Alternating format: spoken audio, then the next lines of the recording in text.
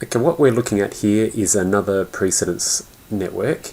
It has these divided nodes in it that we're going to use to do the critical path method. To do the critical path method, firstly I should say the critical path method is a way of finding the critical path using a systematic approach. And we do something called a forward scan, and then we do a backward scan. The forward scan starts here at the start with a 0 in the left side of the node. Then we're going to go through, and as we go through, we're going to put in the time that we've added up so far. So at the end of process A, we would have 2 minutes there. And that's really the earliest time that I could start processes B and C. I'll go down the bottom first. Oh no, I'll go up the top first. So from here to here, it would be 2 minutes plus 4 minutes, which is 6 minutes would be the earliest time we could start the other processes. This node down here is dependent on this one and on that one. What I need to do as I go through is I need to pick the highest number. 2 plus 3 is 5, or this one here coming down the dummy link would just be 6 because the dummy link has no time on it. So I need to put a 6 in there, which means I'll put an 8 here. And then if I go across to here, I've got 8 plus 4, which is 12, or 8 plus 5, which is 13. So I need to pick 13. I'll leave that for a bit, come back to it after I've done the top. So to go down E here, it would take me 7 minutes to get to this point. Now if I go up to here through this way, it's 11. If I go through that way, it's 8. So 11 it is. Then going across to H, 11 plus 5 is 16. Which is more than if I go that way, because 7 plus 2 would be 9.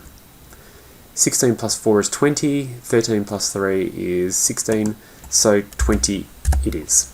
Alright, so the minimum time this can take, this whole process here, is 20 minutes. So after we've gone this way in a forward scan, we go that way in a backward scan. And we're going to start with the 20 minutes here. We'll put 20 minutes on this side as well, and I'm going to now subtract going the other way, and I'm always going to put the smallest number in the box. So if I go down the bottom here first, 20 take 3 is 17, so I'll put 17 here.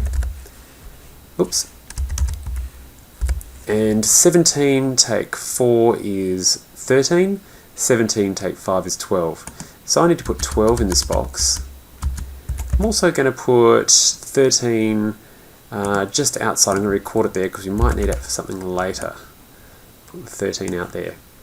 You put any of the bigger numbers just outside the box, or outside the node. Then if I keep going to F here, 8 take 2 is 6. Alright, I'll leave that there for now because these are all going to tangle up over here. I'll go this way. 20 take 4 is 16. 16 take 2 is 14 down here. 16 take 5. Oh, I messed up with 14, didn't I? Let's just have a look. Maybe I did, maybe I didn't, but I can get back there that way as well. Let's see what happens. 16 take 5 is 11. And 11 take 4 is 7. So I should really have 7 in here. Put the 7 there, and that means a 14 will go outside the node.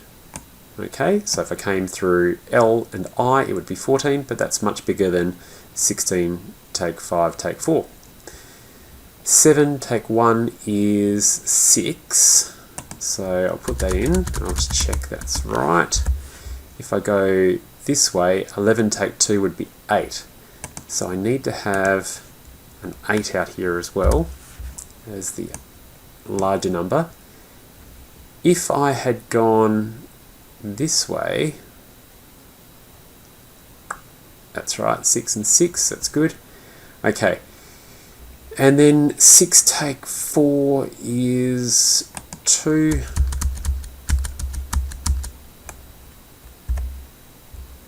And is 2.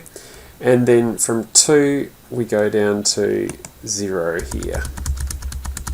Now I think that's alright. I may have made 1 or 2 mistakes, but hopefully that's good. Let's have a look at what this all means. If I look at this node here between F, J and K, I can see that the earliest I could start J and K would be at 8 minutes. The latest I could start J and K without making everything else run behind time would be 12 minutes. If I look at these others, they're all the same.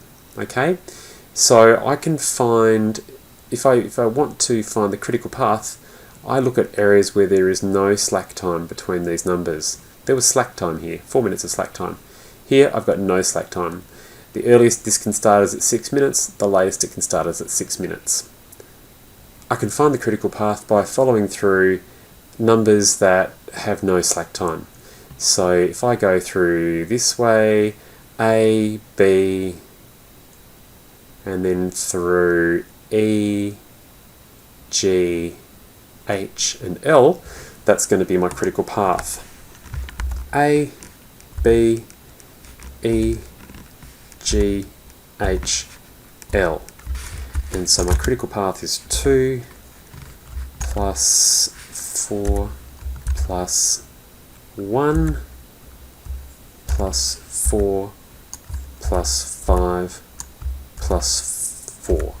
So it has a duration of 10, 11, 16, 20. Oh, of course, it's the number at the end. Okay, that's the minimum time it can take, and that's the path. So this method, it doesn't require you to sort of count through and try and keep the numbers in your head of which way is going to be the critical path. It does it in a systematic way. It doesn't matter how complicated it is. I guess it gets a bit tricky in the middle. You can make mistakes. I've made mistakes before. But if you fill that out, you should be able to do the rest of the questions in that section.